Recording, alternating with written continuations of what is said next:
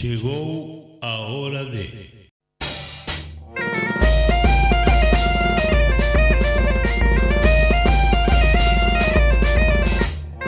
ABC, órgano de difusión de la Asociación Benéfica y Cultural del Partido de Corcubión.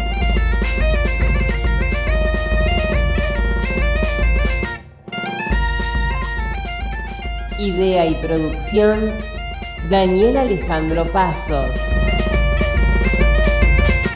Producción general, ABC del Partido de Corcubión, Buenos Aires, Argentina.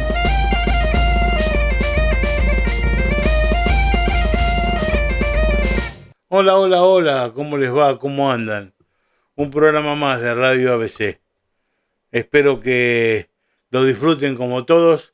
Hoy la verdad que estoy muy contento porque vamos a tener la oportunidad de hablar nada más y nada menos que con David Bellas García. Sí, nos fuimos hasta Viveiro y nos fuimos a hablar con este músico increíble y con este tipo que verdaderamente sabe mucho de la gaita y para mí, desde mi punto de vista, considerado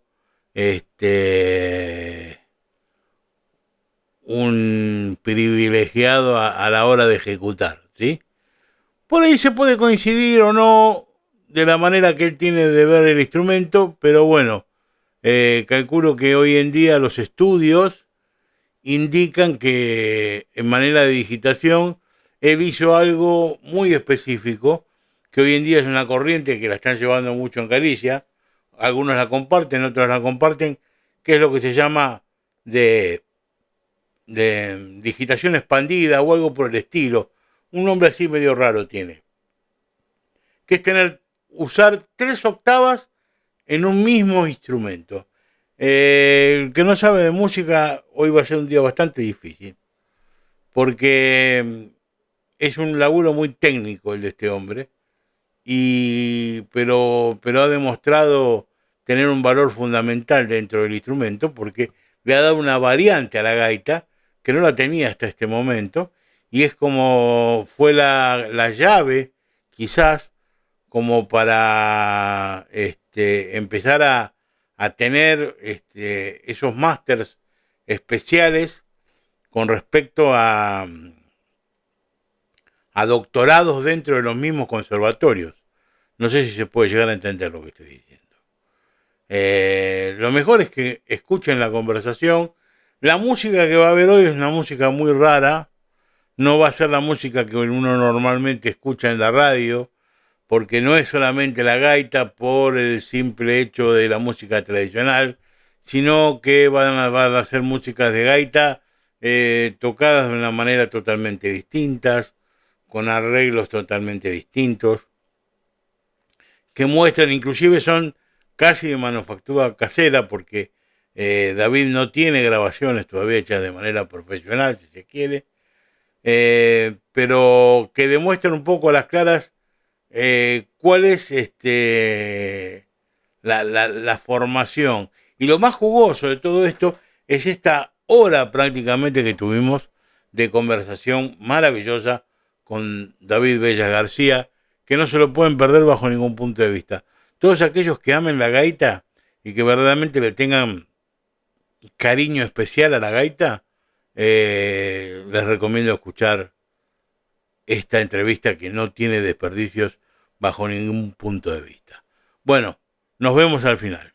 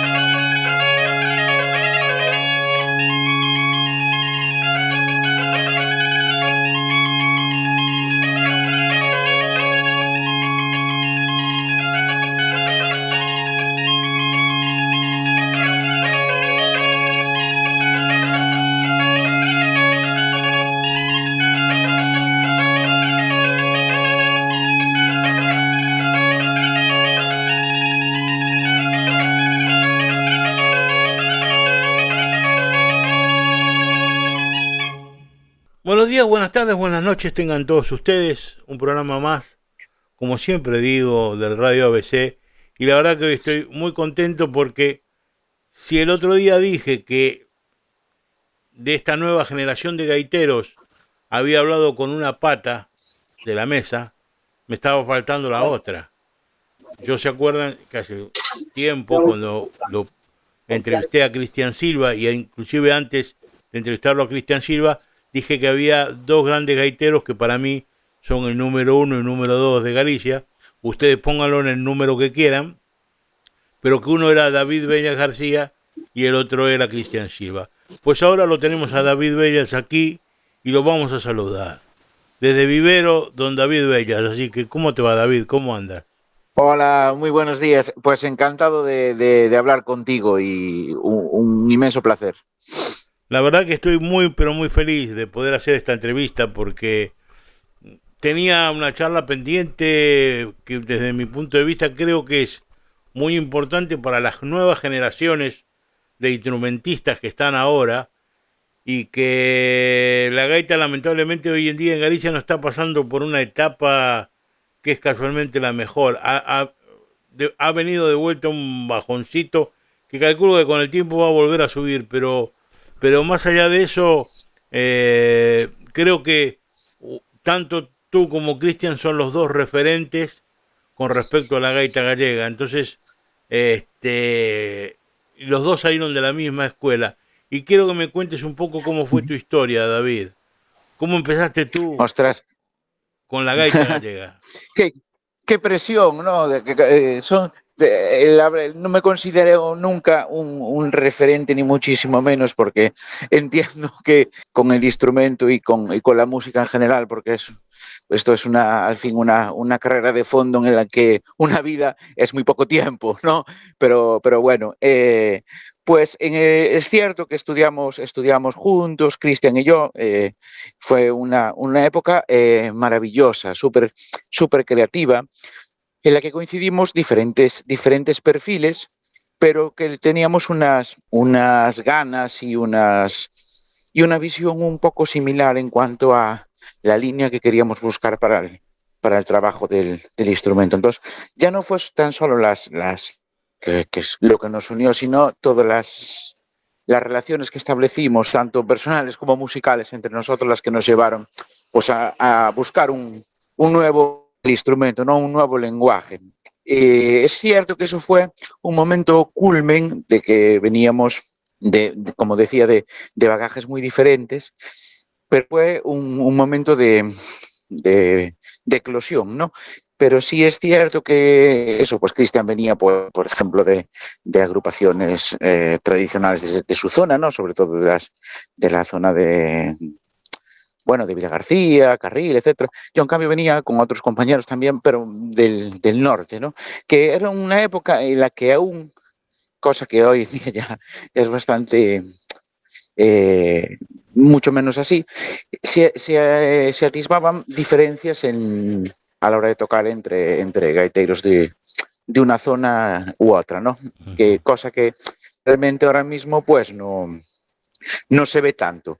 Y veníamos de vivir un proceso en el cual, como tú comentabas, que ahora hay un momento quizás de retroceso en cuanto al boom, pero sobre todo mediático, pero de boom de formación, ¿no? De que cada vez había más asociaciones, más bandas de gaitas, más gente con ganas de aprender, y llevó a que viviéramos un proceso de cosas tan básicas como aprender a escribir música, pero primero empezar de oído, transcribiendo las cosas. Luego fue un proceso para nosotros muy natural, ¿no? Vivimos esa dualidad de pasar de un ámbito más tradicional y más reducido a un ámbito más globalizado, ¿no? En el cual también nos tocó un momento en el mundo en el que se expandieron internet y pudimos acceder a tener contacto con gaiteros de todo el mundo, y eso también nos ayudó a muchas cosas, ¿no? Uh-huh. Ahora, yo estoy viendo, desde mi punto de vista, lo primero que, uh-huh, que me viene a la cabeza es, a ver, ustedes, tanto Cristian como tú, Y yo los pongo a ustedes dos porque me parece que, o sea, por ahí es falta de mi conocimiento, que no veo que haya otros dos que hayan partido de tener esa posibilidad de haber expandido el instrumento, a tal punto que le dieron una vida distinta, porque vos sos un tipo que podés tener hasta 3 octavas en un mismo puntero, cosa que desde nuestro punto de vista, yo particularmente que aprendí con los viejos y demás, era era imposible eso, ¿me entendés? Ya.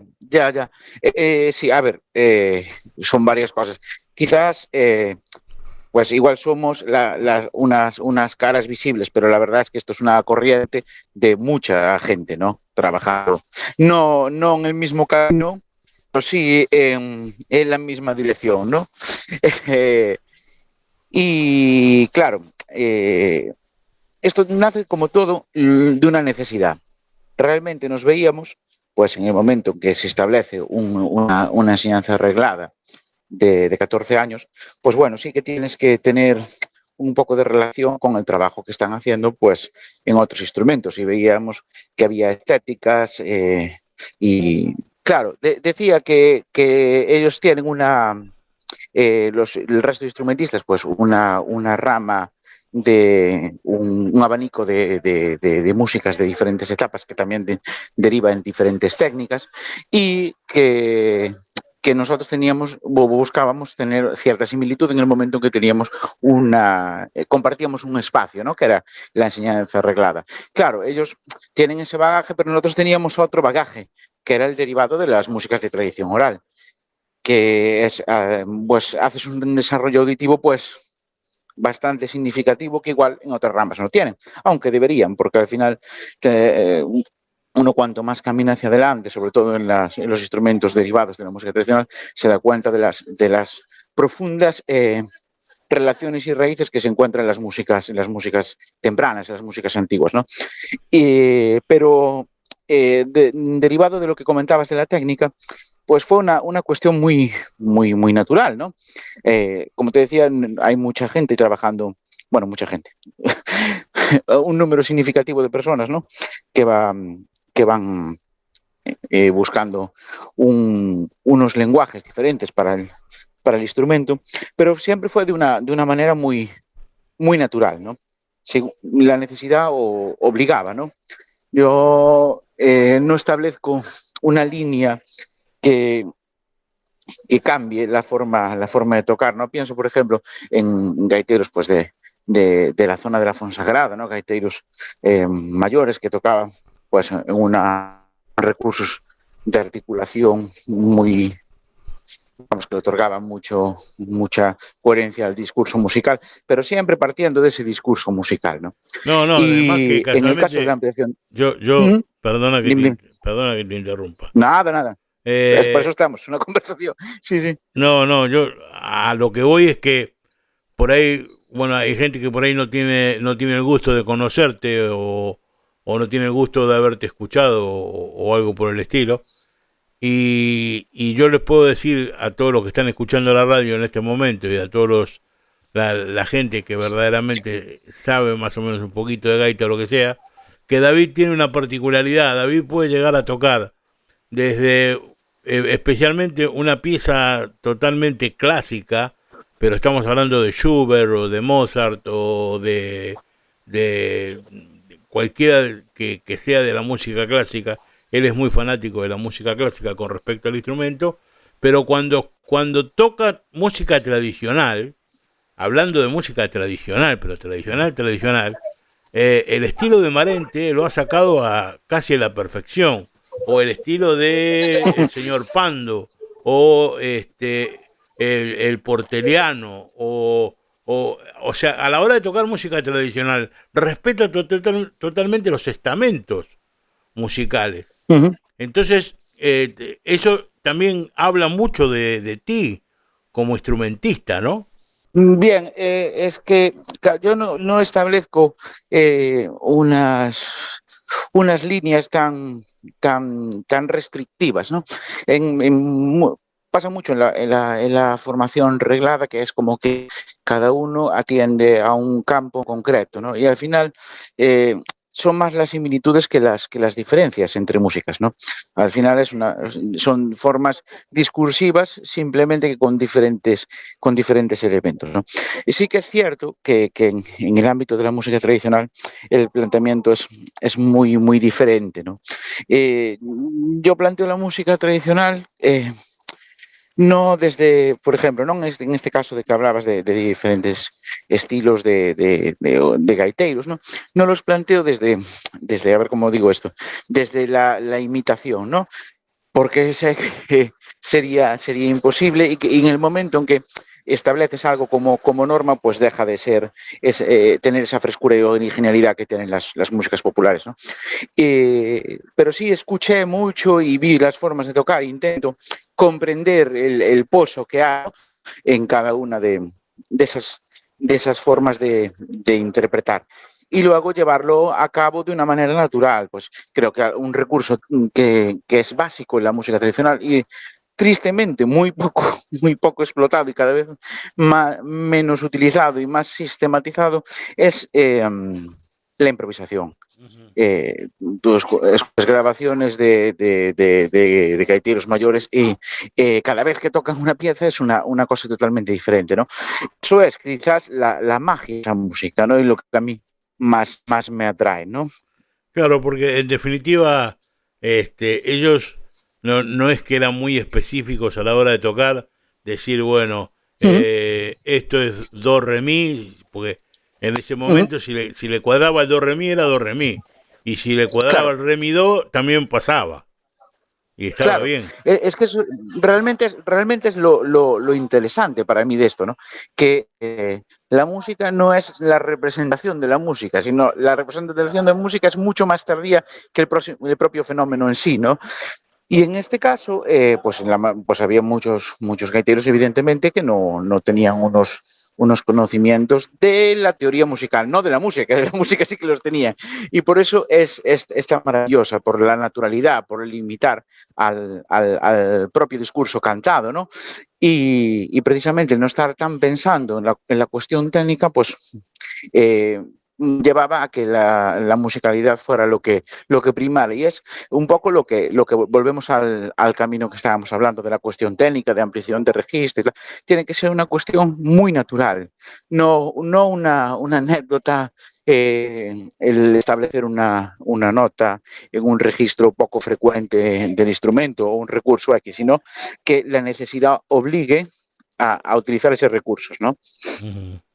Yo te he visto hacer investigaciones desde muy locas, que yo, Uh-huh. esto que lo había hablado con Cristian y yo le decía, para mí este tío está medio majareta, porque meter un puntero dentro de una bañadera para que suene, Uh-huh. la verdad que bueno, no sé, yo no lo haría que esto que lo otro, y yo me acuerdo que todavía me contestaste tú, o sea, por chat, ¿no? Que me contestaste, no, Ajá. el instrumento es muy noble, aguanta bien el agua, Uh-huh. después se seca y funciona bien, Uh-huh. no hay ninguna clase de problemas, que tal y cual. Pero bueno, yo, Uh-huh. sinceramente, en aquel momento, yo me reconozco muy talibán en ese sentido, en aquel momento, ¿no? Hoy en día no, hoy en día he abierto la cabeza y me he dado cuenta que en definitiva no me sirvió para nada el talibalismo de aquella época, ¿no? Pero Bueno,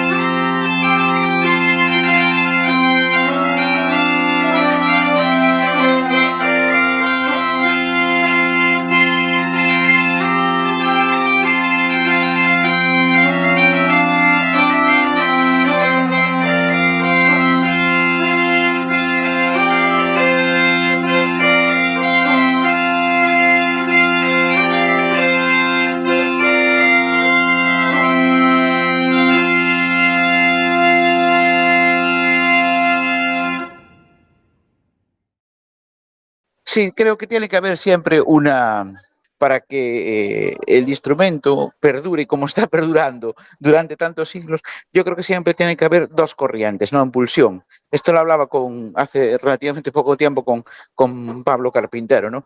Y decía que, claro, para que haya una vanguardia tiene que haber una retaguardia, ¿no? Y la pulsión de las dos es lo que genera el movimiento, ¿no? Y en este momento, pues, lo que comentabas de las experimentaciones, ¿no? Como tal, unas salen bien y otras no tan bien. Pero lo cierto es que lo que se tiene que buscar es un poco la incomodidad, ¿no? O sea, el estar fuera de la zona de confort. Y eso es un poco lo que llevó a ese tipo de experimentaciones, ¿no? Yo sé que, claro, de entrada son muy, muy chocantes por el bagaje cultural y la idiosincrasia del instrumento, ¿no? Pero en otros instrumentos el intervencionismo sobre ellos es algo que es muy frecuente de todas las músicas de vanguardia de después de la Segunda Guerra Mundial, ¿no? O sea, desde el intervencionismo de los pianos de John Cage hasta incluso en músicos más cercanos a la música popular, ¿no? Recuerdo un vídeo de Hermeto Pascual, el gran músico brasileño tocando en una laguna, introduciendo el instrumento en el agua, ¿no? Y ya te digo, claro, entiendo que la gaita pues es un poco rupturista en el momento en que lo vinculamos pues también a una idea de galeguidad, Sí. ¿no? de casi de bandera, ¿no? Sí, es totalmente entendible. Bueno, pero además, si es por meter el instrumento en el agua, no hace muy poco Cristian sacó 2 fotos que está con la gaita dentro Sí. Sí. Cristian es acuático, total, sí, señor. Sí. Exactamente, o sea que bueno, nada. La verdad que sí, Osorio. Ahora, mira tú, a ver, Cristian hoy en día está a cargo de uno de los conservatorios más importantes que tiene Galicia, que es el Conservatorio de Vigo, con respecto a la cátedra de gaita, ¿no? Que gracias a Dios mi sobrino postizo Manolito empieza a estudiar con él ahora ahora cuando qué bien. Pero y el otro gran conservatorio casualmente es el tuyo, ahí en Vivero, ¿no? Ahí Bueno. En la provincia de Lugo. Digo, Cristian tiene más una faceta de músico, aunque la de docente la tiene muy bien clara, pero tú me parece que te has dedicado mucho más a la docencia, más que a ser músico en sí. ¿Tú te sientes mucho más cómodo en ese sentido o podrías tranquilamente hacer las dos sin ningún problema? A ver, tengo una dualidad, pero yo creo que mucho tiene que ver con el carácter, ¿no? de cada persona. Yo, aunque pueda colgar contenido en internet, en el fondo soy una persona muy, muy introvertida, ¿no? Y me siento cómodo siempre en la parte de sombra, no en el foco, ¿no? Cristian es un talento escénico en estado puro, ¿no? Lo fue siempre. Es una cuestión natural la escena, ¿no? Sí, y de hecho, supuesto. cuando trabajábamos juntos en el cuarteto, tiene esa parte asumida muy natural, ¿no? A mí me gusta muchísimo tocar. No me gusta tanto todo lo que rodea a tocar, ¿no? La parte tan rígida, tan ornamental, tan para mí superflua, ¿no? Que rodea a la música. A ver cómo digo esto, tengo como demasiado respeto por la actividad en sí misma como para caer muchas veces en todo lo que la rodea para llevarla a cabo, que entiendo que tiene una parte fundamental de ritual, ¿no? Y a veces, pues, en ese campo sí que peco un poco bueno, pues de no sentirme como pez en el agua, ¿no? Pero sí que es cierto que sí que realizo, pues, conciertos, pues no, evidentemente, pues a pequeña escala, ¿no? Sobre todo de músicas, pues, músicas contemporáneas ou músicas antiguas, ¿no? Ou músicas a solo, ¿no? En espacios que me parecen interesantes. Aún estuvimos esta semana anterior en Viena haciendo un concierto con músicos, pues, y músicos gallegos, poniendo un poco en valor pues el legado de Dorothy Schubert, ¿no? Porque curiosamente el primer sitio donde se guardó todo el trabajo de Dorothée fue en Viena, porque aquí lo quiso presentar y no había mucho interés, ¿no? Después sí que llegó pues a través de la Fundación María y tal, y se buscó la forma, ¿no? Y hoy en día pues está en el Museo do Pobo Galego, pero de entrada el primer sitio fue la vinculación que encontramos. Estuvimos haciendo un concierto sobre músicas populares de Galicia en Viena esta semana anterior, ¿no? Por ejemplo. Yo creo que, bueno, gracias a la Fundación Barría de la Masa, hoy en día, y bueno, por supuesto a la antigua Condesa de Fenosa,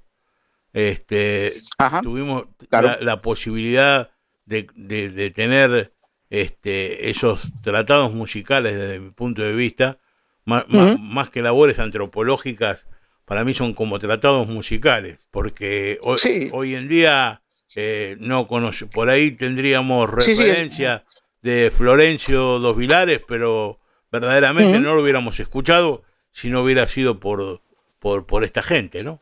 Digo. Totalmente. Y realmente yo pienso no en eso, que al final, bueno, pues no es tan importante el individuo al fin como sí la actividad. Y podemos ver mucho, si empezamos a desgranar a nivel analítico las músicas de tradición oral, pues podemos ir muy hacia atrás y ver rasgos comunes y ver maneras de entender. Pero sí es cierto que pues la Fundación Barrié, etcétera, pues motivó y fue capaz de poner en valor y registrar muchas músicas y muchos usos incluso, ¿no? de las mismas, que son muy interesantes a la hora de poder realizar un estudio. Y me parece muy interesante lo que comentas de vincularlo a los tratados, porque realmente los tratados del siglo XVII, XVIII tienen mucho de esto, ¿no?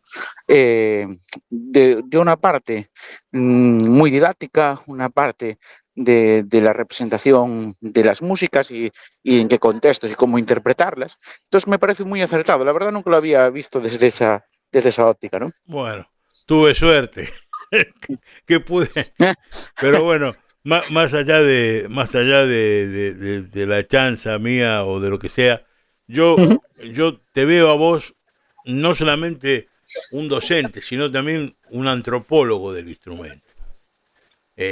Bueno.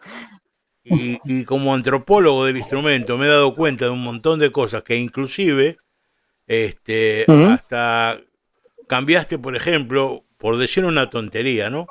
Que digo yo digo la tontería, que cambiaste, por ejemplo, una bulla de Seivane, ¿no? Para que el puntero cayera derecho por una cuestión de ergonomía. Y la verdad que al final después la terminó usando para otra cosa Seivane. Pero claro, tenías razón. Y es más, yo algún día voy a tratar de buscarme alguna de esas bullas que son así como sí, con forma de T, ¿no? Con forma de T, porque son bueno, sí. Tienes razón en eso, digo. Sí, a ver, ellos tenían ese diseño previo que habían hecho para punteros graves de esa bulla en T, pero yo lo pensaba ya no solo por una cuestión ergonómica, que también. Lo que pasa es que claro, tuvimos que rectificar también la salida del propio fol, ¿sabes? Que saliera la zona de la bulla del punteiro muy en recto, para que pudiera funcionar. Y luego para establecer unos diámetros de la cámara diferentes y móviles. Entonces, de hecho, tienen dos modelos, ¿no? que probamos. Uno para punteros más graves, que abre por la parte de arriba y por la parte de abajo. Incluso puedes pararla por la parte de arriba y conseguir que tengas la misma presión de aire para poder dejar los bordones y que no suene el puntero y poder modificar también el tamaño por abajo y luego solo la que modifica por arriba. Y hay muchas cosas, incluso la propia afinación de algunas notas que varía. Yo lo que estoy haciendo es muchas veces es dialogar con el instrumento, ¿no? Dialogar, pero en un aspecto de como que si quien va a una clase, ¿no? Pues el instrumento me enseña cosas. De hecho, voy anotando todas las experiencias que me van pasando en un cuaderno para ir eh, tomando conciencia de ciertas cosas, ¿no? Por ejemplo, pues una cosa tan básica, pues que estás tocando en un modo menor, en do menor, por ejemplo, ¿no? Que, pues, por ejemplo, el mi bemol tiende a subir un poquito, cierras un poquito esa bulla y la afinación de ese mi bemol baja. Cosas muy básicas que te dan muchas ventajas a la hora de tocar, ¿no? Porque en el fondo estás cambiando las presiones y las velocidades de aire, etcétera, que llegan a la propia payeta, ¿no? Sí, yo lo que digo a la gente que por ahí no tiene la posibilidad, que vea cómo arma las gaitas David. O sea, si va a YouTube y lo puede ver, porque él inclusive hasta pone como unos terciopelos o algo por el estilo en las bocas de las ronquetas o en los roncos, les tapa, les pone, pones como una sordina dentro de la misma, dentro del mismo ronco o algo por el estilo, como para que suene menos y tenga más sonoridad, o sea, o combine con respecto al timbre. O sea, la verdad que, por eso te Claro. digo que eres un antropólogo del instrumento, en el sentido que no Bueno, solamente bueno. estudias la parte antigua del instrumento, sino que improvisas formas para que, por ejemplo, no sé, la tímbrica combine perfectamente con la pieza que vas a tocar. Me parece algo muy bueno, extraordinario, diría yo.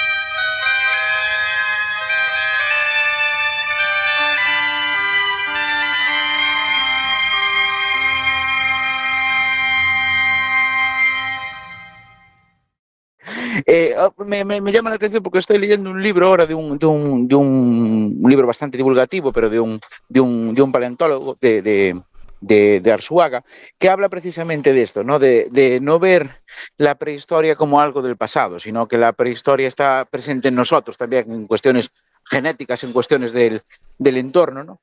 Y en el caso de la gaita, pues es algo similar, ¿no? No es algo que ya está estipulado y que tiene que ser así, sino que en el fondo es algo vivo, ¿no? Y claro, no es que sea yo más espabilado que nadie, pero sí que es cierto que al pasar muchos años con el instrumento y ser crítico, ¿no? Crítico, no como algo, no como una crítica negativa, ¿no? Sino crítico en cuanto pues estar atento a lo que acontece, ¿no? Pues me di cuenta, por ejemplo, eso, yo un día estaba tocando y tiré de la ronqueta y vi que el aire salía. Y dije, vamos a ver, entonces el problema igual no era el propio emisor, el payón, sino cómo llega al aire ese emisor. Porque al estudiar otros instrumentos de viento se cuida muchísimo la forma con la que el aire llega al emisor y cambia por cuenta y busqué materiales, en este caso, pues unas espumas que llevo internamente y al principio, claro, se me movían, tocaban el payón, luego se me caían dentro del fol. Entonces, bueno, busqué la forma de atarlas, pegarlas y tal para buscar el sonido que buscaba en relación con la música que iba a tocar, ¿no? Y otra cosa, por ejemplo, que comentabas es lo de poner en las bocas de las campanas de algunos de los bordones o del mismo puntero, sobre todo en punteros más graves, pues como una especie de fieltros o medias, ¿no? Y eso también nace de la escucha. Yo me daba cuenta que previamente a tocar, pues el aire pasaba por el instrumento en ocasiones de forma bastante significativa. Me di cuenta sobre todo en grabaciones, ¿no? Oías el previo. Entonces dije, uy, esto hay que tenerlo en cuenta y la interpretación también puede poder jugar con ese aire también, pero de base dosificarlo un poco y por eso fue el poner estos recursos que comentas, ¿no? Además, tú perteneces a la generación, a la nueva generación, que yo inclusive no pertenezco a esa generación, pero sí que lo adopté, de usar la gaita, de usar las palletas lo más cerraditas posible dentro de las posibilidades para que no sea, la gaita tiene que ser algo melodioso, no tiene por qué asustar a la gente cuando suena, digo, por decir algo, ¿no? Está bien que esa, ¿no? Sí, no, está muy bien expresado. Y en cierto aspecto es así. Mucho además tiene que ver con el cambio de contexto del instrumento, ¿no? Yo entiendo un instrumento para tocar en un espacio exterior. En el momento en que lo llevas a un espacio interior, el sonido del instrumento tiene que convivir con el espacio en el que va a tocar, ¿no? Bueno, esto debería ser algo superado, pero no te creas que es tan superado, ¿eh? Ves al final organistas tocando Bach en catedrales góticas en las cuales hay una resonancia que no es viable hacer ese repertorio, ¿no? Por ejemplo, o sea que no es solo un mal que tengamos los gaiteros, pero sí es cierto que incluso en gaiteros mayores, pues pienso, por ejemplo, en el caso de zonas limítrofes con Asturias, ¿no? Que tocan pues con un registro ya un poquito más grande, así, no son instrumentos de una sonoridad muy excesiva, con unas palletas muy abiertas, no tienen menos que ver con una gaita escocesa que con unas gaitas de interior, ¿no? En el aspecto de que claro, el volumen no es tan marcado porque precisamente por la dureza de la propia palleta, ¿no? Que al final, claro, te lleva a poder tener un control mucho más exhaustivo del instrumento. ¿Cuál es el problema? Que es muchísimo más difícil de controlar un instrumento que requiere menos aire o cualquier modificación, por pequeña que sea, se ve muy afectado el sonido, que tener un instrumento con mucho volumen, que con que llegue una cantidad de aire muy significativa es estable, ¿no? Uh-huh. Yo en eso puedo dar fe con respecto a lo que decías, que a medida que te vas acercando hacia la frontera de Asturias, las gaitas, dependiendo, porque si tú usas una palleta asturiana, lamentablemente te va a llevar un montón de aire. Yo esto lo he visto porque las palletas asturianas son palletas que, Claro, por la propia forma. claro, por la propia forma, llevan muchísimo aire. Pero sí escuché, o sea, he tocado con gaitas de Champoso, que era de ahí de la zona de los Ancares, con la gaita específicamente de José Ramón González Pérez, que era o gaiteiro, que nosotros le llamábamos o gaiteiro de Bernal, pero era el verdadero gaiteiro de Vilaquinte, ¿no? El verdadero gaiteiro de Vilaquinte Sí, señor. era José Ramón González. Y verdaderamente él practicaba él tocaba con un volumen chico, con una gaita, con una pacheta más bien cerrada, porque tocaba entre un galponcito, y como tocaba para él, y para no jorobar por ahí ni siquiera a los vecinos, entonces, si vos estabas adentro de la casa, casi ni escuchabas la gaita de él, que estaba tocando en el galpón en el fondo. O sea, y después yo toqué con esa gaita y de verdad que no llevaban aire ni nada por el estilo. Y es como dices tú, o sea, a medida que te vas acercando a esas periferias, digamos que, no sé si es porque es raro, ¿no? Porque casualmente es una zona muy montañosa y demás. Si ellos tendrían que tocar al aire libre, tendría que sonar mucho más, pero no es así.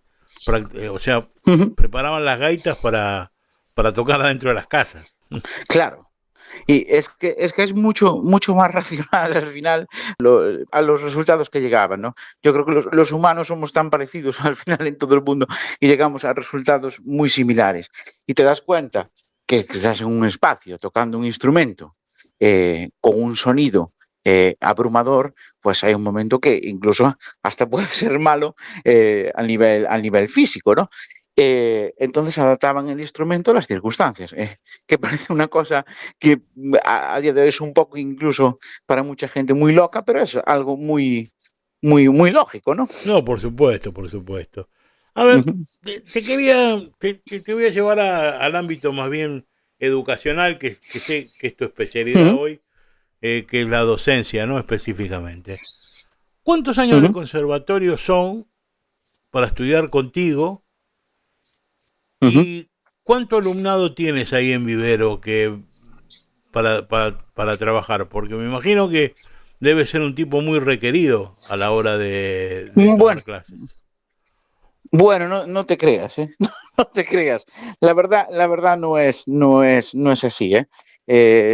Tengo, algún caso puntual de gente que quiere venir a estudiar conmigo, pero no es muy habitual, porque tampoco, como digo esto, no hay mucho interés por hacer un estudio del instrumento un poco más allá en general, ¿no? La gente, muchas quieren tocar, un poquito para a modo de divertimento y nada más, ¿no?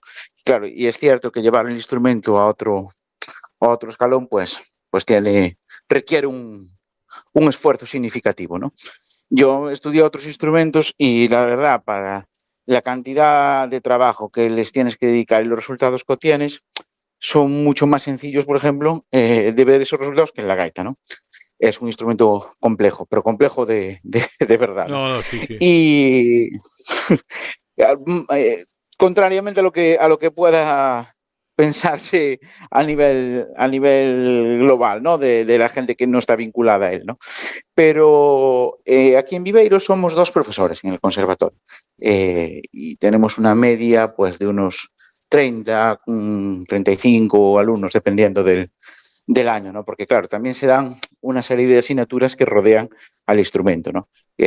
Conjunto, música tradicional, hay diversas asignaturas vinculadas al estudio de la gaita. Aquí es un conservatorio profesional, ¿no? Entonces tenemos 4 años de grado elemental y 6 años de grado profesional. O sea, en total son 10 años de trabajo, como entonces... Eso es. O sea, es como si fuera el título oficial que se da en cualquier conservatorio de lo que se está dando hoy en Vigo o en Coruña, en definitiva. Sí, exacto, sí. Bueno, no. El título es exactamente igual, quiero decir. Y está, porque esto al final son conservatorios, que algunos que son municipales, otros que son del ámbito del ámbito de educación de la Xunta, ¿no? Pero están regidos todos por la propia Consellería de Educación, ¿no? Que es la que estipula qué centros y qué requisitos tienen para poder dar la titulación, ¿no? Y la pregunta sería, ¿es por cuestión de gustos que te has dedicado más a tocar música clásica? No sé si es una cuestión de gustos o una cuestión de proximidad, ¿no?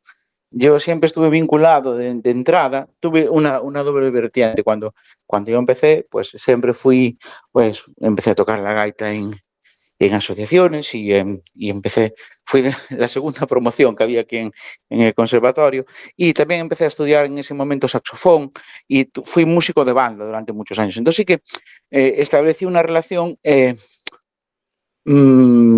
no comprendía en un inicio entre los dos instrumentos, porque se trataban de una manera tan diferente cuando al final eran tubos en los que activabas bien fuera por llaves o por tapar agujeros diferentes mecanismos, ¿no? Y después me vino mucho a nivel de sentirme cómodo con esos lenguajes, el estar más cercano a las músicas, vamos a llamar, clásicas, ¿no? Uh-huh. No, porque yo te pregunto porque, sinceramente, la mayoría de los trabajos que te conozco son todos de música clásica.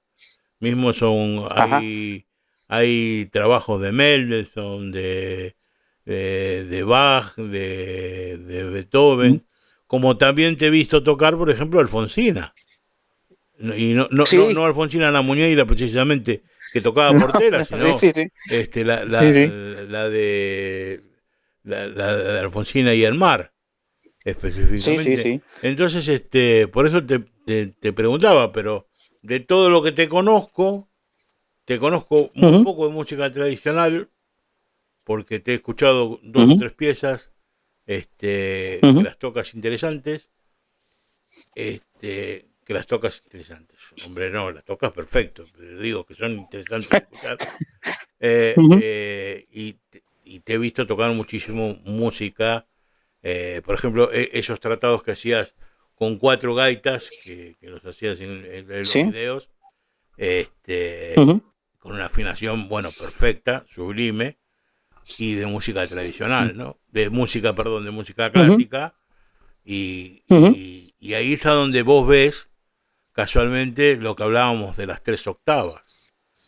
Con el mismo puntero hacía las 3 o 4 voces distintas, era increíble.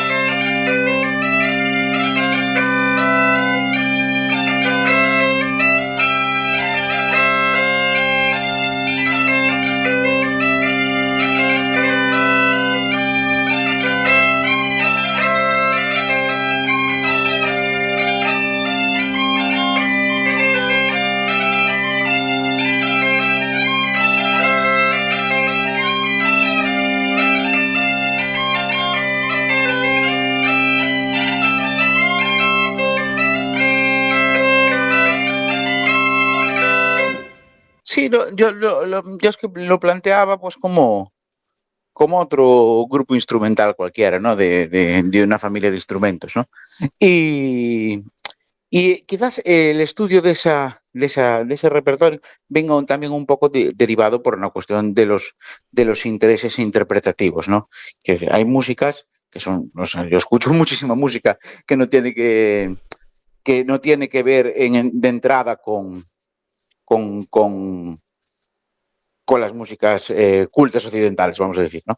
Pero a la hora de tocar sí que me parece más interesante para mí ese, ese camino, ¿no? No tanto el de las transcripciones como tal, ¿no? De otros instrumentos, que es un paso previo, por ejemplo, en estudios de instrumentos que fueron nuevos a finales del 19 y se fueron al ámbito culto, como fueron el saxofón, pero luego sí que caminaron hacia las nuevas composiciones, ¿no? Hacia la música contemporánea, que es donde creo que puede despuntar y tiene que despuntar de nuevo en el ámbito culto la gaita como instrumento, ¿no? La pregunta vendría a ser ahora, ¿y ahora qué? Con respecto al instrumento. ¿Y ahora qué? Porque desde mi punto de vista creo que en estos 10 años o 20 años, vamos a darle un poco más, casi 30 y pico, casi 40 años atrás, hasta el día de hoy, se ha descubierto, calculo que el 80% de la casi perfección del instrumento, cosa que hace 40 años para atrás no era eso, ¿no? Entonces vimos ahí como un cambio determinado, que yo no sé si fue redescubrir el instrumento o escuchar a personas como José Manuel y Moyenas en Muxicas que marcaron un cambio determinado, y calculo que eso también fue llevándonos a hacer otros trabajos. Bueno, no importa, la cuestión es que desde ese primer disco de Muxicas de Parolada en adelante, o desde el doble de Muxicas específicamente, desde mi punto de vista, en adelante, ha evolucionado el instrumento hasta el día de hoy, de ver tipos como tú, que tocan hasta 3 octavas, o como Cristian, o como Marcos Campos, o tipos de categoría que son espectaculares y han llevado el instrumento a la máxima expresión, ¿no? Comercialmente, por ejemplo, bueno, Carlos Núñez, pero o José Manuel Budiño, o Ancho Lorenzo, o algo por el estilo. Pero digamos que ustedes lo han llevado todavía a otra categoría, que es la categoría de música de cámara, de música clásica. Entonces la pregunta es, ¿y ahora qué? ¿Cómo sigue esto? Es una pregunta muy complicada, ¿no? Porque al final el instrumento va a depender de la gente que esté trabajando sobre él. Y ahora mismo tenemos como bien acabas de comentar, con muchos nombres, ¿no? Tenemos la suerte de mirar el instrumento desde ópticas tremendamente diferentes, lo cual, al final, pues no hace otra cosa que enriquecer el instrumento. Comentabas, me parece además que hay que enfatizar en ello, en el caso de José Manuel y de Muxicas, ¿no? Que fue un cambio que ellos, fue su cambio generacional, por así decirlo, ¿no? Pero que influyó profundamente en todo lo que vino después. Nosotros cuando empezamos a trabajar, sobre todo en el cuarteto, en el ámbito con gaitas de diferentes tonos, etcétera, siempre teníamos de entrada el planteamiento pues de grupos como Muxicas, que empezaron a hacer ese trabajo, ¿no? O algún otro, como podía ser el grupo de Ferrol, no me sale ahora el nombre. Bueno, o Raparigos, grupos que estaban haciendo cosas muy interesantes, incluso también en el ámbito del uso de las percusiones tradicionales, ¿no? Que en Muxicas también fue un punto de inflexión en ese aspecto, ¿no? De la orquestación de las percusiones tradicionales, ¿no? No sé, es que hay tantos grupos que es complicado. Galicia es un sitio muy pequeño, pero que se hacen y se hicieron muchísimas cosas, ¿no? Y a ver, partamos de la base, desde mi punto de vista, que Galicia es uno de los países más musicales que he conocido en mi vida. Y si no le ando pegando mucho en el palo, calculo que el más musical que conocí. porque no hay pueblo, Sí, sí. no hay lugar, no hay ni siquiera una casa donde no se toque un instrumento o se haga una fiesta o Sin duda. bueno, y eso es Ujú. así. De hecho, bueno, el divertimento más grande que tenían las mujeres en aquel momento era sentarse en el serán Claro, y, totalmente. Después del trabajo y cantar sí, sí. una pandeirada Sí, sí, y total. bailar al son de la pandereta.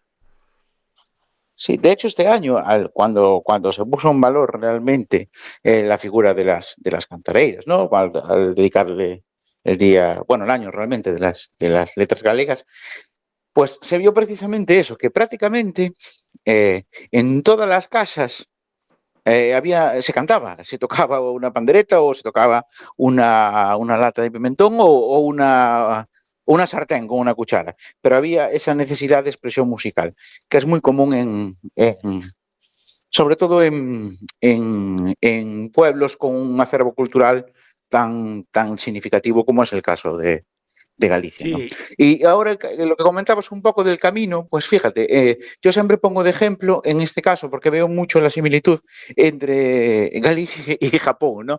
Y los japoneses encontraron su vanguardia, están siendo referentes a nivel de nuevas músicas, pero desde sus músicas populares. Es curiosísimo ver instrumentos como el sho, por ejemplo, ¿no? Instrumentos que no dejan de ser una construcción de caña con tubos y encontrarnos en los lenguajes más contemporáneos, ¿no?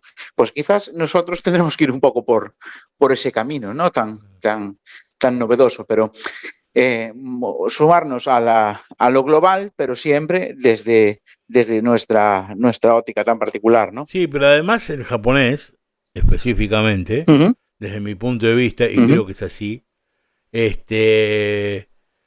son perfeccionistas de todo lo que hacen, o sea, y uh usan -huh. la perfección para todo, pero más allá de eso, o sea, han sabido musicalmente absorber la mayoría de las culturas y hacerlas casi como Uh -huh. propias, a punto Exacto. de fanatizar. Tenemos un gaitero maravilloso en Japón, que es Sí, algo sí, sí, sí, sí, extraordinario. lo tengo visto por redes, sí, Bueno, señor, o sí, sí. sea, que la verdad que el tipo hay que sacarle el sombrero como toca.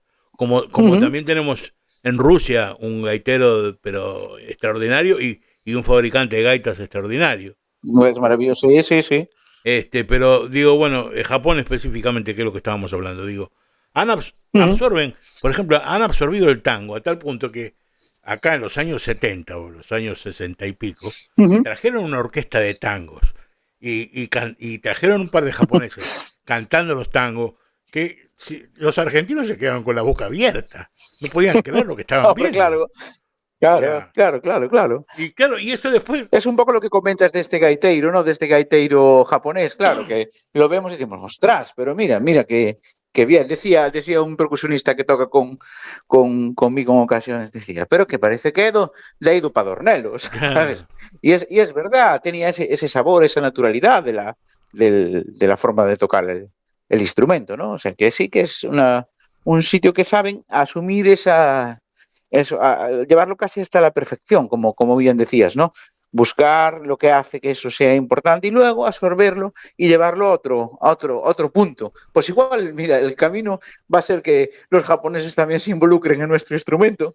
y seguramente pueda llegar a pasar. No, yo, la verdad Claro. que me cuesta mucho trabajo ver una siguiente evolución del instrumento.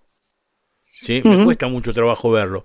Quizás Ya. es porque mi cerebro está acotado pura y exclusivamente a, ya estoy grande, ya la edad mía habla más de añoranzas que de futuros. Entonces, Bueno, hombre. no es que sea muy grande, ¿viste? Tengo 63 años, Uh tampoco, -huh. Uh -huh. no soy un tipo tan grande, pero digo, en este momento, por ahí soy más feliz recordando lo que hacían mis maestros y tratando de Uh tocarlo. -huh. El otro día subí un video después que yo todavía pedí perdón que estaba por ahí un poco mal tocado, lo que fuere, porque hacía un montón que no estaba tocando el instrumento, porque no tengo tiempo de ensayar ni nada por el estilo. Ya. Pero Uh se -huh. me dio por subir por el homenaje a un amigo que lo aprendió del padre de él y todo demás, Falsa Moneda, que lo cantaba Imperio Argentina. Y bueno, y subí esta versión de Falsa Moneda. Y tuvo como 2000 Claro. 2000 personas que la vieron, y todos contentos y demás. Y entonces yo estoy más con el instrumento en esa añoranza. Pero calculo que tú me parece que estás siempre un punto adelante. Por eso te preguntaba, ¿y ahora qué? Bueno, yo no sé si es un punto adelante, pero lo que sí que me noto a veces en ese aspecto, ¿no? O sea, bueno, y cierto que tengo a gente con la que puedo tratar estos temas, como podría ser, pues como comentabas en el caso de Cristian y otros compañeros. Pero sí, al final también esto te lleva un poco a la soledad, ¿no? En el aspecto de que todas las cosas que llegan tienen un proceso, ¿no? El primero es el eso no, el segundo es imitarlo, y el tercero es decir, pero si yo lo estaba haciendo esto, ¿no? Claro. Es naturalizarlo, ¿no? Y claro, yo sí tengo muchas visiones de lo que puede pasar. No puedo decir lo que va a pasar con el instrumento, pero sí atisbo por dónde puede ir. Ahora, que se lleven a cabo no depende de muchos factores, ¿no? Pero realmente no podemos pensarlo, porque ¿quién pensaría, pues como comentabas, hace 20 años que íbamos a estar en el punto en el que estamos hoy? Nadie atisbaría que iba a pasar esto. Entonces, ¿realmente qué es lo que va a pasar con el instrumento? Pues yo creo que nadie lo sabe, ¿no?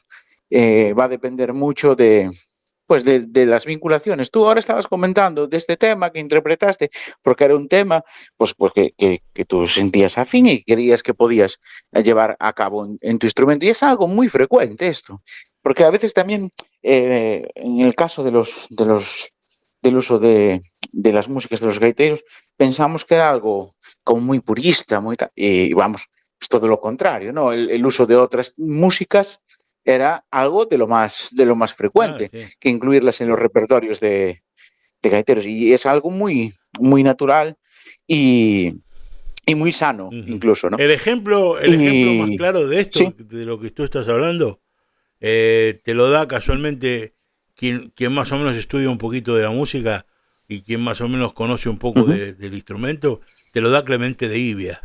Porque Clemente de Ibias tocaba lo que escuchaba en la radio, que no tocaba otra cosa. Claro. Y es muy lógico, al final. También la figura del gaiteiro es una figura un poco diferente en la música tradicional al del resto sobre todo en el ámbito diferente al caso de las pandereteras, por poner un caso, ¿no? O de las mujeres que cantaban. También tiene que ver mucho con el componente de género, etcétera. Pero sí que es cierto que la figura del gaitero siempre fue una figura, en cierto aspecto, profesionalizada, ¿no? O sea, en el aspecto me refiero de que el instrumento servía para ganar dinero. Sí. La gente iba a tocar a las fiestas, etcétera, y era un complemento más a su salario, por así decirlo, ¿no? Y eso también implicaba el uso de músicas que eran atractivas en ese momento. Lo que sonaba en la radio, pues si lo tocaba, pues siempre ibas a tener una aceptación más grande por parte del público, ¿no? Entonces es muy lógico que aconteciera de este tipo. Pero sí es cierto al final que siempre tú te vinculas a músicas que tú tienes en tu bagaje. Y yo creo que por ahí es por donde va el instrumento, ¿ves?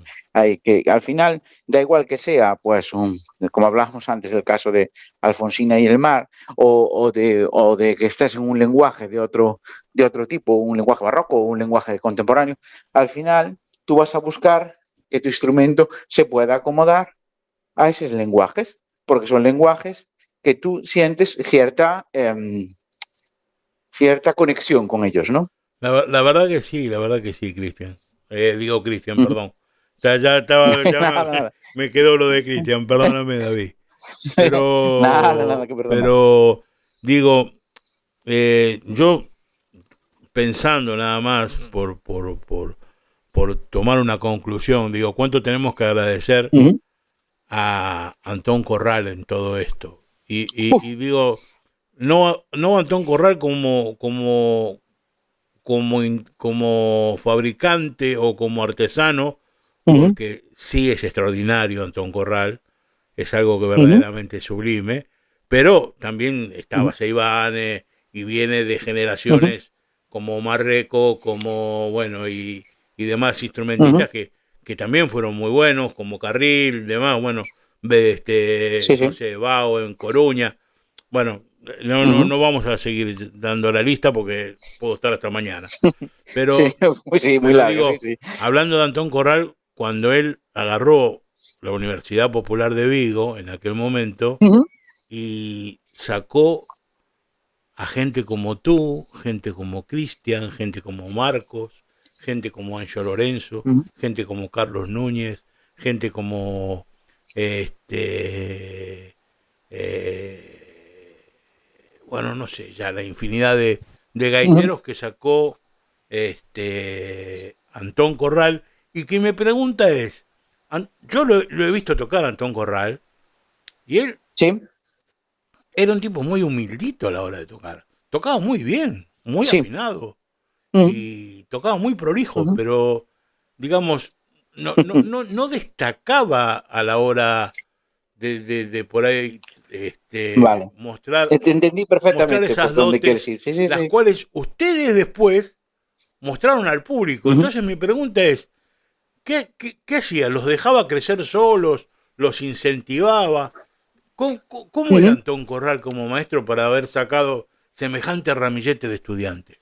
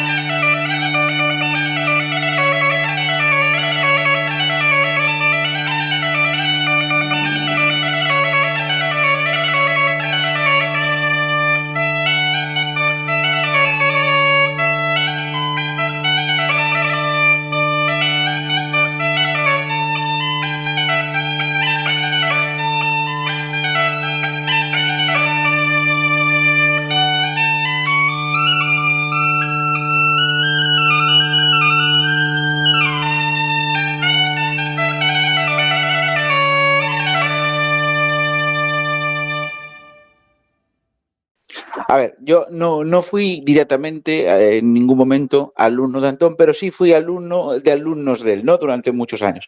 Y tengo la suerte de conocerlo en persona. O el privilegio, incluso diría.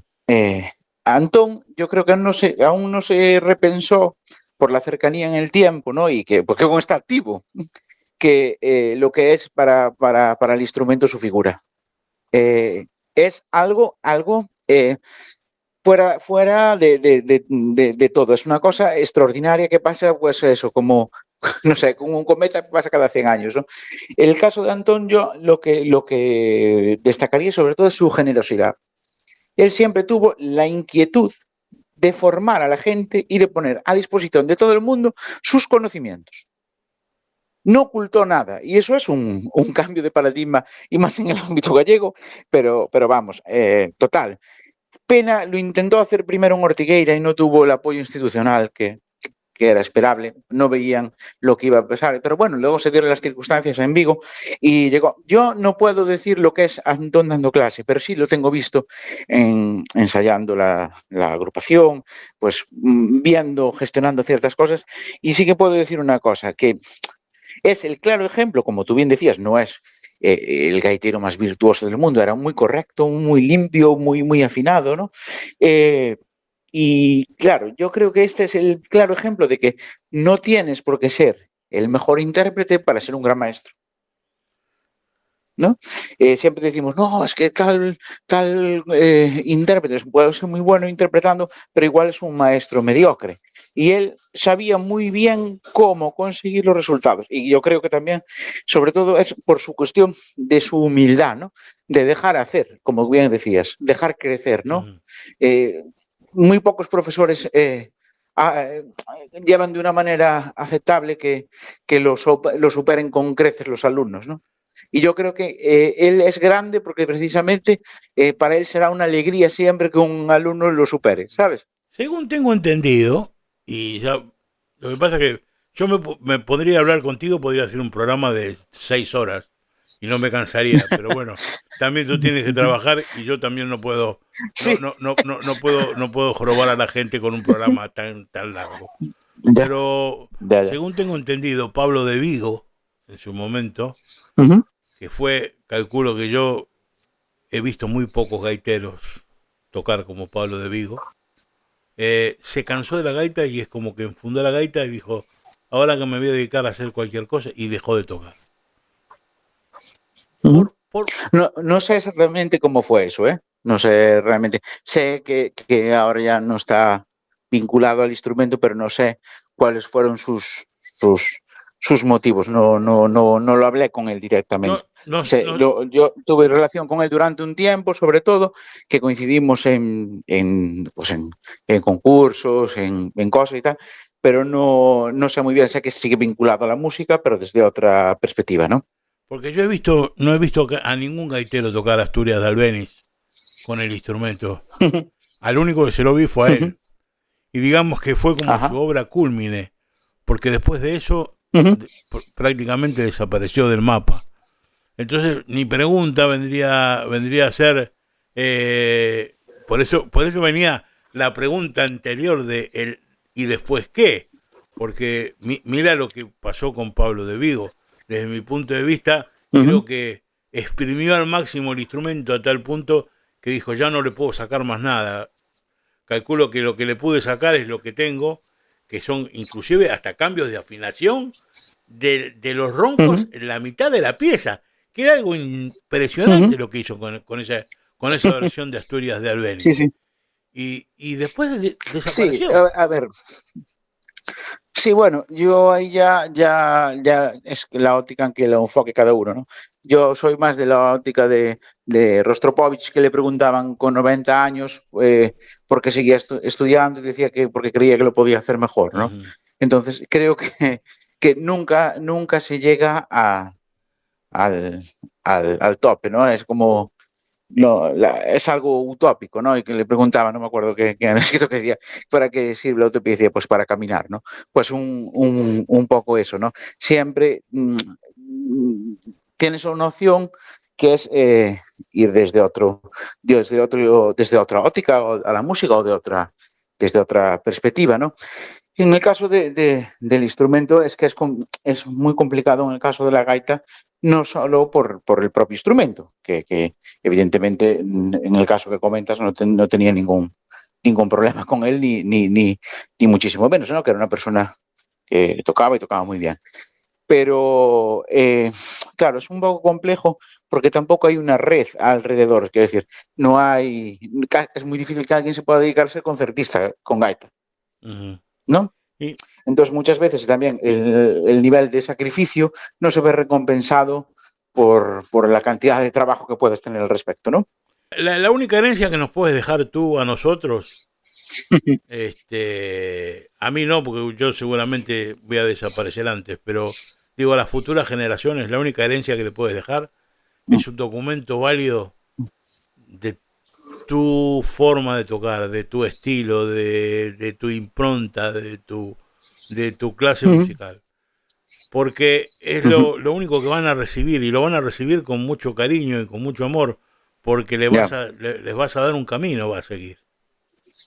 Entonces... Sí, no, lo entiendo perfectamente. De hecho, mira, hubo un momento en que pensé el llevar esto a un soporte, ¿no? Que fue cuando hice el proyecto de Gaitas Posíveis en la iglesia, en el Festival de Ortigueira. Ahí pues hice al final pues un concierto de 1 hora y cuarto, 1 hora y media de música, que pasó por un amplio recorrido, desde músicas tradicionales de diferentes gaiteiros a música del Renacimiento, música de la Edad Media, música del Barroco, música contemporánea, y pensé en grabarlo, sí que es cierto, pero bueno, es un proceso que me gustaría llevar a cabo bastante, o sea, en un futuro próximo, ¿no? Y que quedara por lo menos pues un legajo, ¿no? De una pincelada de lo que se estaba haciendo en ese momento. Porque también hay mucho, perdóname que haga este inciso, no. Pero sí que hay mucha cosa que estoy viendo, ¿no? De gente que está haciendo cosas ahora y cosas súper interesantes, pero que en cierto aspecto no establecen las referencias de que lo hizo antes que ellos, ¿sabes? Que no es mejor por hacerlo antes, pero vivimos en un mundo en el que parece que el que lo hace primero es mejor y debería ser el que lo hace mejor, ¿no?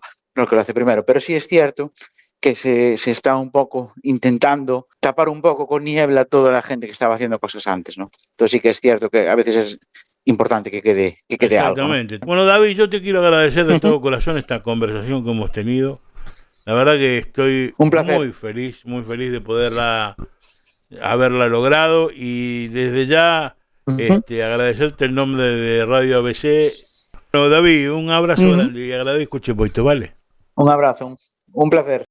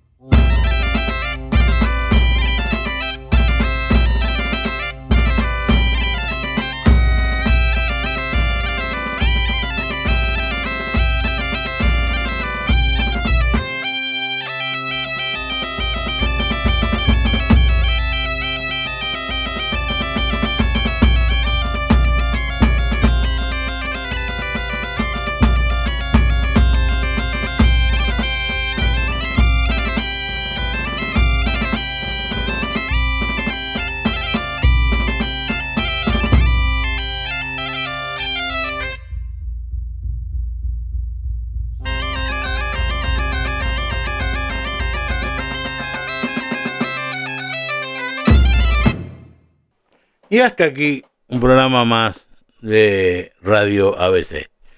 Como siempre queremos agradecerle a todos ustedes la posibilidad que nos dan de poder hacer estos programas, de poder mostrar un poco lo que es la cultura de nuestra tierra y cómo muchos agarran y la tratan de evolucionar y le tratan de dar una vuelta de página. Desde mi punto de vista,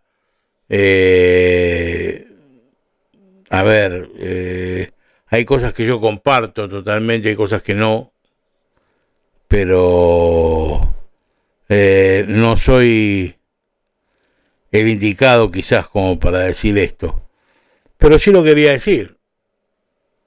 Él lo sabe muy bien y la mayoría de ustedes lo saben muy bien, que yo tengo un corte mucho más tradicional para la música, y yo creo que, como le dije a él, él es un antropólogo de la gaita, más que un músico que verdaderamente hace un trabajo extraordinario.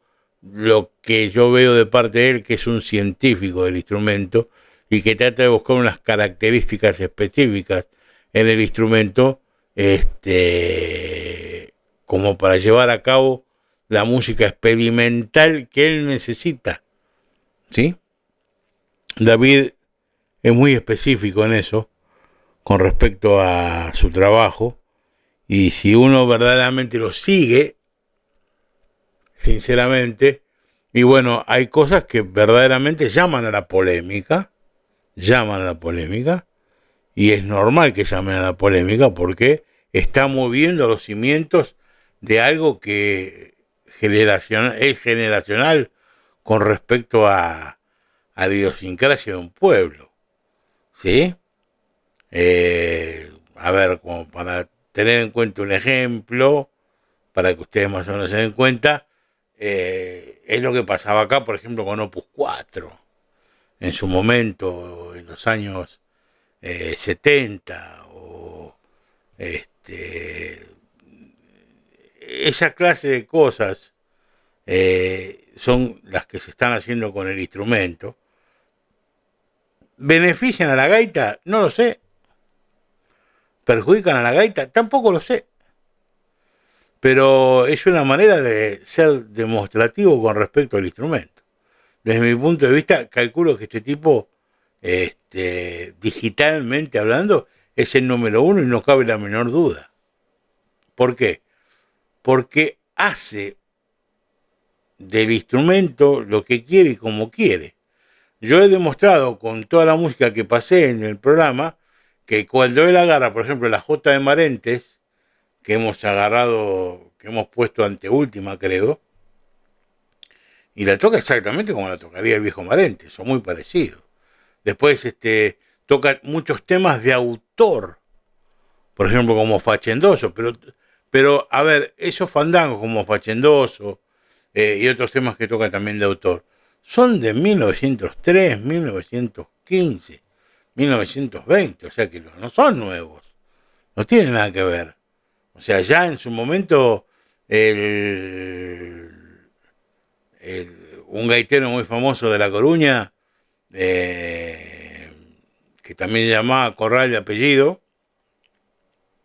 tocaba esta clase de temas, ¿sí? Como los de Bouzas, de Barral, de Pasos, había un tal Pasos también que componía, ¿sí? Y especialmente, específicamente de toda la zona ahí del Ferrol, pegada a La Coruña, la mayoría eran autores de por ahí, ¿sí? Que escribían como música tradicional, pero de cámara. Y estamos hablando ya de principios de siglo. O sea que en definitiva, él sigue ese camino musical de la música, ¿sí? No sé. Yo sé que va a traer polémica este trabajo que hice hoy. Porque muchos puristas van a decir, y esto es la agonía del berberecho, y otros van a decir, no, esto es la música que se trata de hacer hoy con respecto a la música no tradicional, pero sí con la música clásica. Yo lo único que le puedo decir es que esto es un estudio científico aplicado a la música. Por eso yo le dije a él que él era un antropólogo de la gaita. Vuelvo a repetir con eso. Y con esto ya me voy yendo porque ya es un programa muy largo y quiero, como siempre, agradecerles a todos ustedes que están del otro lado y que yo sé que muchas veces les gustan estas cosas. Y a mí también me gusta enfrascarme en lo que verdaderamente sé y tratar de darles algo distinto como para que ustedes puedan apreciar y los que saben también un poquito de gaita puedan interesarse en ciertas cosas. Y hay que escuchar todo, ¿eh? Yo me he dado cuenta en la vida que me he equivocado mucho porque he dejado de escuchar un montón de cosas que tendría que haberlas escuchado. Que después me gusten o que no me gusten, ya es harina de otro costal. Pero si uno quiere enfrascarse verdaderamente en el amor hacia un instrumento determinado, tenés que escuchar todo. Lo que te gusta y lo que no. Por eso yo he sacado a José Luis Follo por la radio, por eso yo lo he sacado a Carlos Núñez por la radio, por eso yo he sacado a Susana Seivane por la radio, por eso yo he sacado a todas las voces, las nuevas y las viejas. Inclusive va a haber gaiteros que todavía, yo no los saqué por la radio, pero que sí voy a tener que hablar con ellos, y que son baluartes de la música folclórica gallega de antaño, ¿sí? Como por ejemplo Ricardo Santos, que algún día ojalá tenga la suerte de poder entrevistarlo. Aunque cuesta mucho porque Ricardo es muy reacio a hacer entrevistas y toda esa clase de cosas. Pero hacen a la esencia del folclore. ¿Se entiende? Para entender un poco todo lo que es el instrumento de la gaita. De los grandes puristas a los grandes científicos, al gaitero de la aldea. Porque hay que escuchar todo. Y todas las variantes que tiene la gaita hoy. ¿Sí? Por eso repito, bienvenido José Luis Follo a la radio, bienvenido a la radio David Bella García, bienvenido a la radio, como he sacado también a Carlos Núñez, bienvenido a Susana, bienvenido a Álvaro Seivane. Otra de las notas que me queda todavía pendiente, espero algún día tener la oportunidad de hacerlo, y si no lo puedo hacer, bueno, lo voy a lamentar mucho, va a ser con Antón Corral. Yo a Antón Corral le tengo una gana. Bienvenido a los hermanos Gil, que estuvieron también en la radio y que nos aportaron tanto. Bienvenidos a todos los que de alguna manera hacen al instrumento y nos abren la cabeza para entenderlo un poco más, cada vez un poco más, ¿sí? Ustedes hagan de cuenta que están escuchando, no sé, como dije, Opus 4 o el Cuarteto Supay o esa de la gaita gallega, ¿se entiende? Eso es David Bellas, pero su relación científica con el instrumento es innegable. ¿Te puede gustar o no te puede gustar? Insisto con lo mismo, pero desde mi punto de vista es impecable el trabajo que hace. Yo verdaderamente me pongo loco porque sinceramente hay cosas que me ponen frenético, pero es su manera de entender el instrumento, ¿sí? Hay videos en YouTube que son increíbles, porque el tipo como que está metiendo una yo me río, pero es verdad. Además se lo dije a David ahora, cuando metía como una manguera en una palangana con agua y le iba dando aire con respecto a la gaita. No sé qué es lo que estaba buscando, pero el tipo investiga, busca sonidos nuevos con respecto al instrumento. A ver, yo me río, pero sinceramente es una cuestión científica, totalmente científica, y hay que entenderlo así. No se lo puede entender de otra manera. Bueno, les mando un abrazo y hasta la semana que viene, si Dios quiere. Chao.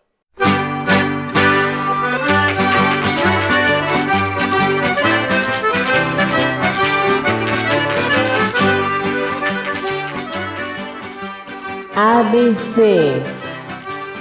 órgano de difusión de la Asociación Benéfica y Cultural del Partido de Corcubión.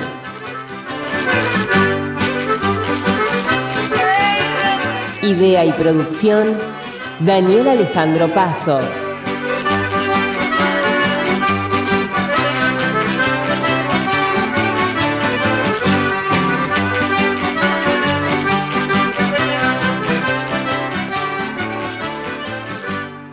Producción general, ABC del Partido de Corcubión. Buenos Aires, Argentina.